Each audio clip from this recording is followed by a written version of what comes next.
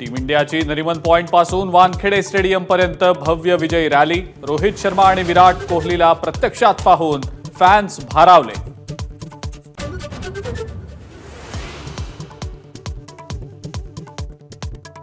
लाडक्या खेळाडूंचं स्वागत करण्यासाठी वानखेडे स्टेडियम आणि मरीन ड्राईव्हवर तौबा गर्दी। मुंबई पोलिसांच्या काटेकोर नियोजनामुळे निर्विघ्नपणे पार पडली विक्ट्री परेड।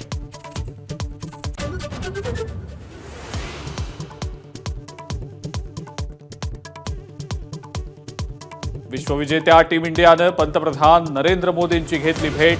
मोदी आणि खेळाडूंदरम्यान 1.5 तास संवाद। पंतप्रधानांच्या निवासस्थानी टीमचा सत्कार।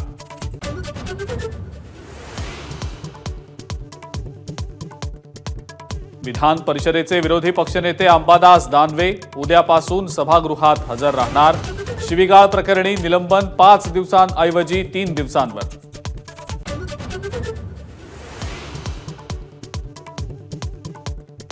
मुंबईतल्या हजारो कोटींच्या जागा अदानींच्या घशात घातल्याचा विजय वडेट्टीवारांचा घणाघाती आरोप। जागा देण्याला विरोध करणाऱ्या तुकाराम मुंढेंची बदली का केली असा सरकारला सवाल।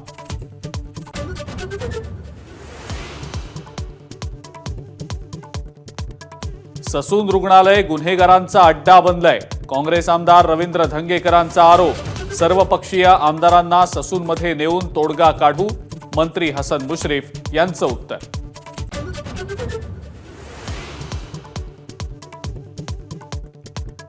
मुंबईच्या अंधेरी परिसरामध्ये उड्डाणपुलाची भिंत कारवर कोसळली। सुदैवानं जीवितहानी नाही, मात्र मुंबईकरांचा जीव किती असुरक्षित हे पुन्हा उघड।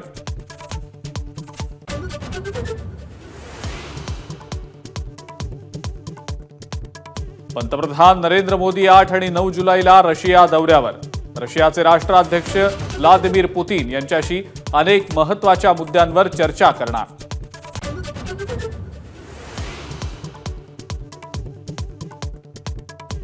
हेमंत सोरेन यांनी झारखंडच्या मुख्यमंत्री पदाची घेतली शपथ।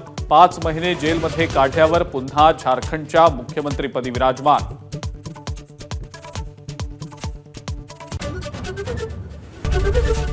एबीपी माझा, उघडा डोळे बघा नीट।